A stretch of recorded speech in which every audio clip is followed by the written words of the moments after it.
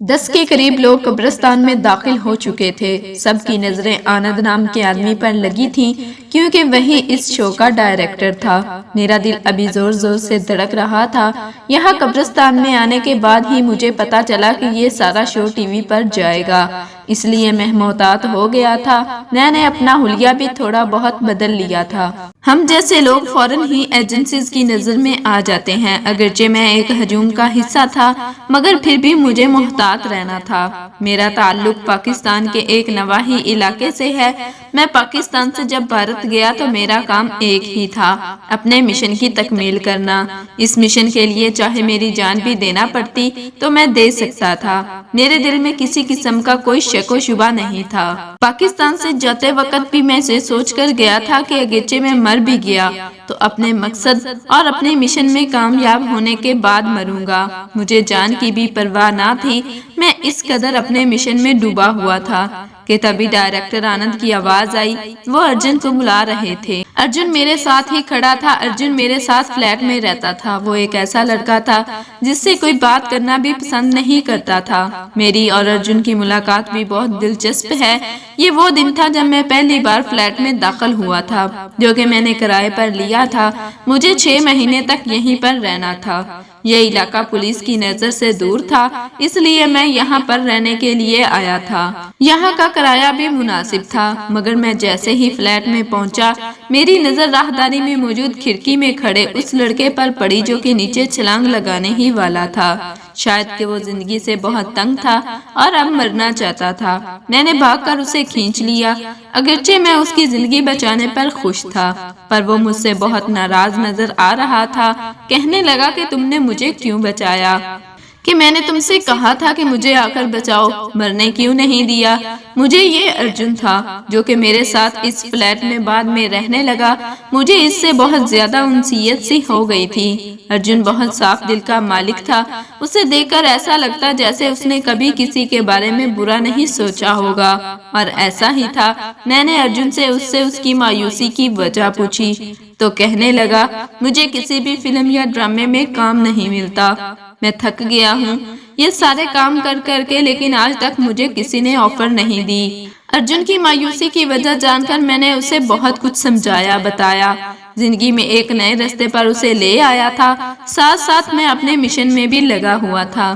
Mission کی تکمیل ہوتے ہی مجھے واپس پہنچنا تھا، اس لیے میں ارجن کو جتنا بھی خوش رکھتا ہو سکتا میں چاہتا تھا کہ وہ میرے بارے میں ہمیشہ اچھا سوچے۔ اور آج ارجن مجھے اپنے ساتھ لے کر آنند کے شو میں آ گیا تھا۔ آنند یہاں کا ایک فلم ڈائریکٹر تھا، لیکن آج کل اس کا بھی کام مان پڑ گیا تھا، اس وجہ سے وہ چھوٹے موٹے شوز کر کے اپنا گزارا چلا رہا تھا۔ اب تو اسے ٹی وی والوں نے کہہ دیا تھا، جب تک تم کوئی سنسنی خیز چیز نہیں لاؤ گے ہم تمہیں اپنی نوکری سے بھی نکال دیں گے، کیونکہ جب تک لوگ ہمیں نہیں دیکھتے ہمیں کوئی فائدہ نہیں ہوتا، نہ ہی پیسے بنتے ہیں۔ آنند بھی کافی عرصہ تک پریشان رہا تھا۔ اس نے سوچا کہ میں کیا کروں۔ جب اس نے ادھر ادھر دیکھا تو اسے سوائے مذہب کو یوز کرنے کے اور کچھ نظر نہ آیا۔ اس نے دیکھا کہ مسلمان اپنے مذہب کے بارے میں بہت زیادہ حساس ہوتے ہیں۔ تبھی وہ سوچنے لگا کہ اگر وہ مسلمانوں کے جذبات کو ٹھیس پہنچائے گا یا ان کے جذبات کو مشتعل کرے گا تو اسے کوئی نہ کوئی توجہ تو مل ہی جائے گی۔ یہ ہندو ملک ہے، یہاں مسلمانوں کی سنی تو جاتی نہیں، اس لیے وہ مسلمانوں کے لیے کچھ ایسا کرنا چاہتا تھا جو ان کی توجہ کھینچ لے۔ ظاہر ہے وہ انتہائی قدم تو اٹھا نہیں سکتا تھا، ورنہ مسلمان اسے جان سے مار دیں گے۔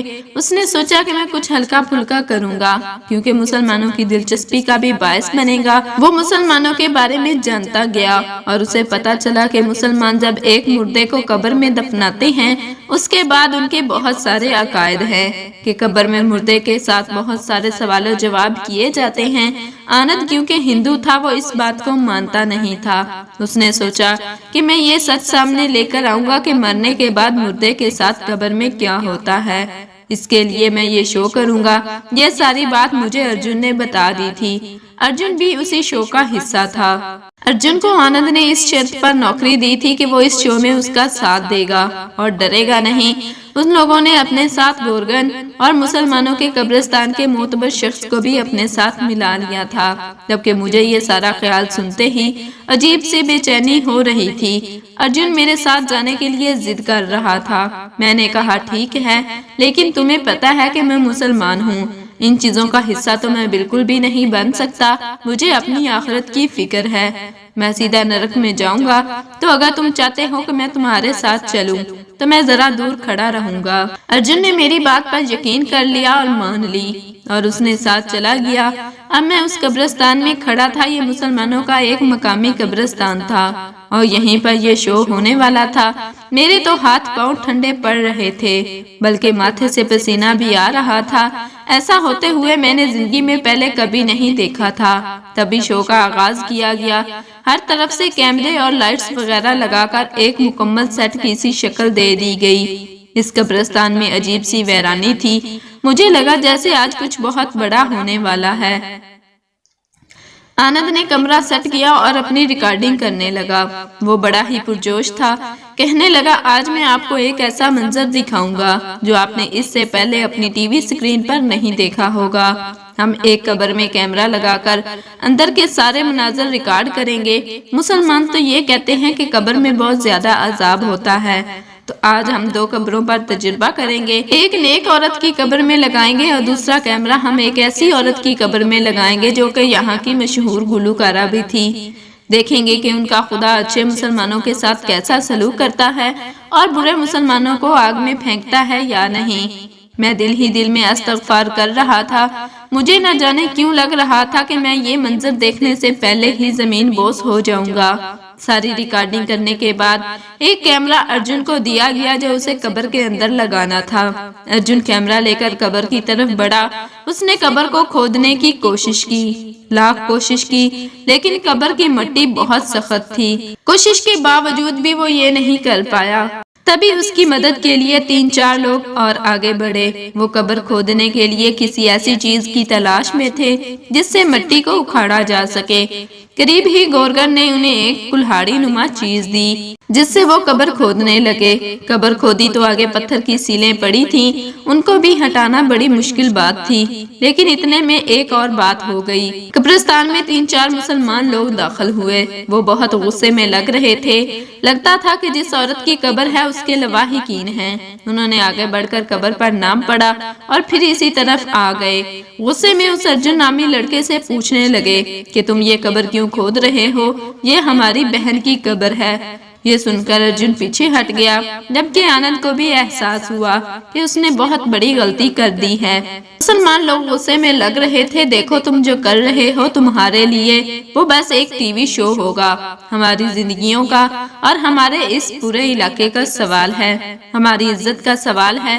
ہم تمہیں کچھ نہیں کہتے، جو دل چاہتا ہے کرو، لیکن ہماری بہن کی قبر کے ارد گرد بھی مت بھٹکنا، ورنہ ہم جانتے ہیں کہ اپنا دفاع کیسے کرنا ہے۔ وہ لوگ بہت غصے میں لگ رہے تھے۔ آنند نے جب دیکھا کہ یہاں دال نہیں گلنے والی تو اس نے ارجن سے کہہ دیا کہ اس قبر کو دوبارہ بند کر دو، ہم کہیں اور کیمرہ لگا لیں گے۔ بس پھر کیا تھا، ارجن نے بے دلی سے اس قبر کو واپس بند کر دیا، مٹی بھی برابر کر دی۔ مسلمان چلے گئے، بات آئی گئی ہو گئی، لیکن آنند کہاں چپ کر کے بیٹھنے والا تھا۔ اس کو تو کچھ نہ کچھ ایسا کرنا ہی تھا جس سے اس کے شو کی ریٹنگ آ جائے۔ ہم لوگ اس رات گھر واپس آئے تو ارجن بہت پریشان تھا۔ کہنے لگا مجھے صرف ایک اس شو کی امید تھی، میں کسی ڈائریکٹر کی نظر میں آ جاتا، کوئی بڑا ڈائریکٹر مجھے دیکھ لیتا تو اپنی فلم میں بھی لے لیتا، لیکن آج کا شو ہی نہیں ہو سکا۔ اب مجھے لگتا ہے کہ میرے نصیب میں فلمی اداکاری لکھی ہی نہیں ہے۔ وہ اس قدر مایوس تھا کہ میں اسے سہارا بھی نہیں دے سکا۔ ارجن کی پریشانی مجھ سے دیکھی نہیں جا رہی تھی۔ شام کو اس کے فون پر ایک کال موصول ہوئی۔ ارجن کال موصول کرتے ہی خوشی سے چلانے لگا۔ میں نے پوچھا کیا ہوا تو بولا شو دوبارہ سے ہوگا، لیکن اسی جمعہ کو ہوگا۔ جمعہ کے دن مسلمان سارے مسجدوں میں نماز پڑھنے کے لیے جاتے ہیں، تو ظہر کے وقت پروڈیوسر آنند کا کہنا ہے کہ وہ قبرستان میں شو کرے گا۔ اس نے گورگن سے بھی بات کر لی ہے۔ گورگن نے کہا ہے کہ وہ ہماری ہر ممکن مدد کرے گا اور جیسے ہی اسے کوئی نہ کوئی موقع ملے گا وہ ہمارا اچھا بندوبست کر دے گا۔ میں نے کہا چلو ٹھیک ہے، اس بار اگر مجھے وقت ملا تو میں ضرور چلوں گا۔ بولا کہ اس بار تو مجھے چلنا ہے کیونکہ اب شو ہونا یقینی ہے، کسی مسلمان کو خبر نہیں ہوگی کہ وہاں کیا کرنے جا رہے ہیں۔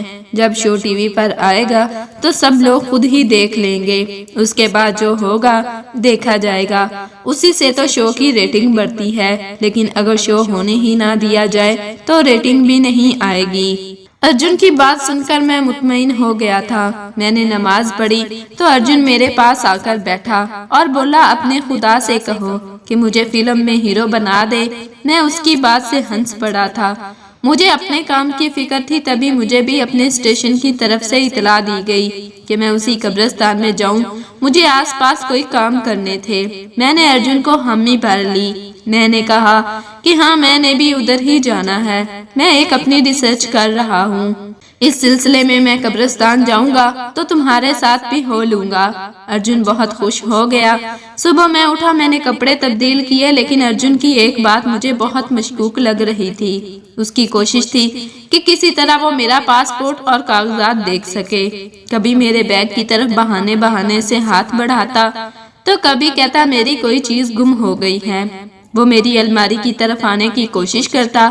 مجھے لگ رہا تھا جیسے اسے مجھ پر شک ہو گیا ہو۔ وہ میرے بارے میں مزید کیوں جاننا چاہتا تھا؟ اس سے پہلے تو اس نے صرف میرا نام ہی پوچھا تھا، میرے بارے میں یہ تک نہیں پوچھا کہ میں آیا کہاں سے ہوں۔ میں اس کے سامنے بھارتی مسلمان بنا ہوا تھا، لیکن ارجن کی نظریں مجھے اب ایسے دیکھ رہی تھی جیسے وہ میرے بارے میں کوئی حقیقت جانتا ہو۔ خیر میں چوکنا ہی رہتا تھا۔ مجھے ایسی چیزوں سے کوئی اب خطرہ محسوس نہیں ہوتا تھا، ہمارے لیے یہ معمول کی بات ہوتی تھی۔ ارجن قبرستان جانے کے لیے تیار تھا، اسے بار بار آنند کا فون آ رہا تھا۔ اس نے مجھے بھی ساتھ لیا۔ ہم ایک گاڑی میں بیٹھے اور قبرستان پہنچ گئے۔ قبرستان پہنچ کر دیکھا تو اچھے خاصے لوگ وہاں پر تھے، جس طرح پہلے ٹی وی کا شو ہو رہا تھا اس میں لوگ موجود تھے۔ ان لوگوں نے جیسے کہ گورگن سے بات کی ہوئی تھی، پہلے ایک خالی قبر میں کیمرہ لگا دیا۔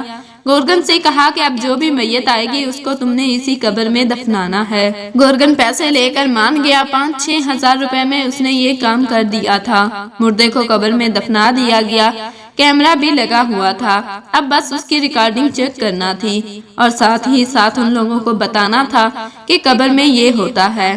آنند چاہتا تھا کہ وہ ایک ایک لمحے کو دیکھ کر اس کی تفصیل بیان کرے۔ میں ذرا فاصلے پر کھڑا تھا۔ تھوڑی دیر گزری تھی کہ چیخو پکار کی آوازیں آنے لگی۔ اس سے پہلے کہ میں دوسری طرف متوجہ ہوتا میں نے اپنے موبائل پر گھنٹی سنی۔ میرے فون پر میرے سینئر کا نمبر جگمگا رہا تھا۔ مجھے اسٹیشن کی طرف سے کال آئی تھی، ضروری مجھے جانا پڑ گیا۔ میں وہ منظر جسے دیکھنے کے لیے ایک ہفتے سے انتظار کر رہا تھا دیکھ ہی نہیں سکا، مجھے وہیں سے واپس آنا پڑا۔ ارجن خدا جانے کہاں گیا۔ مجھے آرڈر ملے تھے کہ میں آج شام تک بھارت سے نکل جاؤں، مجھے پاکستان واپس پہنچنا تھا۔ بڑی مشکل سے اپنا بچ بچا کر ایئرپورٹ پہنچا تھا۔ میں سوچ رہا تھا کہ میں اپنا مشن مکمل کیے بغیر واپس جا رہا ہوں۔ اللہ جانے کی ایسی کیا ایمرجنسی ہو گئی جس کی وجہ سے مجھے آدھے رستے میں ہی بلایا جا رہا ہے۔ پاکستان واپس پہنچا تو اپنی مٹی کی خوشبو سونگتے ہی جیسے میری روح تک معتبر ہو گئی تھی۔ میں نے اپنے اماں ابا سے ملاقات کی، خاندان والوں کے ساتھ کافی وقت گزارا۔ ڈپارٹمنٹ کی طرف سے مجھے چھٹی پر رکھا گیا تھا۔ میں 2-3 مہینے چھٹی پر رہا۔ اس کے بعد جب میں نے جوائننگ دی تو مجھے پتا چلا کہ وہاں میرے لیے بہت خطرہ تھا، اس لیے مجھے واپس بلا لیا گیا۔ لیکن اب میری ڈیوٹی ایک مختلف علاقے میں لگائی جائے گی۔ مجھے بلوچستان کی طرف بھیجا جا رہا تھا۔ میں بلوچستان کی طرف جاتے ہوئے پریشان بھی کافی ہوا تھا، کیونکہ مجھے ایسا لگتا تھا جیسے میرے ساتھ ناانصافی کی جا رہی ہے۔ اتنے سالوں کی سروس کے باوجود بھی اتنے مشکل علاقے میں سروس کے لیے جا رہا تھا۔ مجھے اور کسی چیز کا ڈر یا خوف نہیں تھا، بس اپنے خاندان والوں سے بچھڑنے کا ہلکا سا دکھ ضرور تھا۔ پر میں یہ نہیں جانتا تھا کہ وہاں جا کر میرے ساتھ ایسا کیا ہوگا کہ میرا ایمان پھر سے تازہ ہو جائے گا اور جس واقعے کو میں ادھورا چھوڑ آیا تھا واقعہ پھر وہیں جا کر مکمل ہوگا۔ میں جیسے ہی بلوچستان پہنچا مجھے اسٹیشن کی طرف سے کال آئی کہ مجھے بلوچستان میں ملک دشمن لوگوں کی تلاش کرنا ہوگا۔ ملک دشمن لوگوں کو تلاش کرتے کرتے میں ایک ایسے شخص سے ملا کہ مجھے خود ہی غداری کرنا پڑ گئی۔ آپ میری اس بات پر یقین نہیں کریں گے، پہلے میں قبر والا واقعہ بیان کر چکا ہوں۔ اس واقعے کا تجسس ادھورا رہ گیا تھا جو برسوں کے بعد پورا ہوا۔ دراصل ہوا یوں کہ بلوچستان میں ڈیوٹی کے دوران میں مختلف لوگوں سے ملتا تھا۔ ایک دن مجھے بلوچستان کے ایک پسماندہ گاؤں میں جانا پڑا۔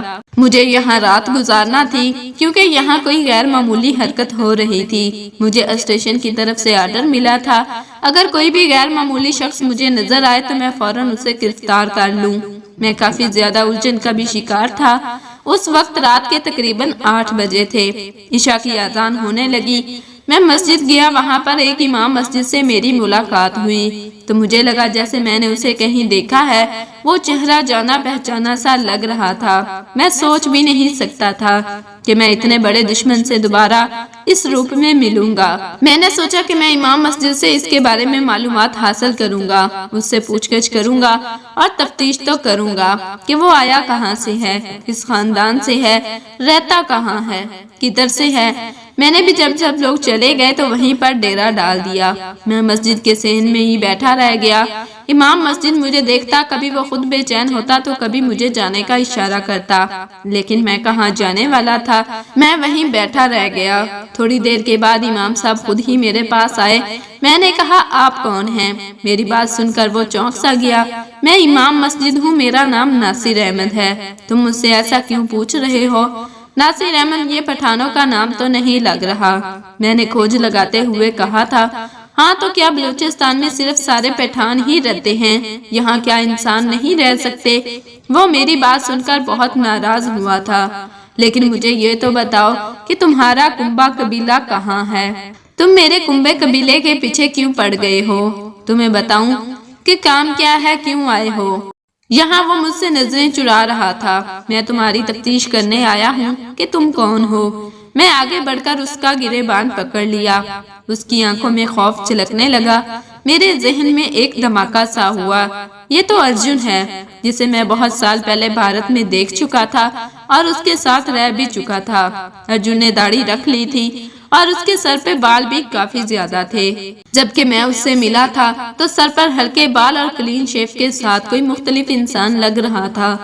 اتنی عمر گزرنے کے بعد اب اس کے چہرے کے خد و خال بھی تبدیل ہو چکے تھے۔ ارجن تم؟ میں نے اسے دھیمی آواز میں پوچھا تو اس کی آنکھوں میں مزید خوف چھلکنے لگا۔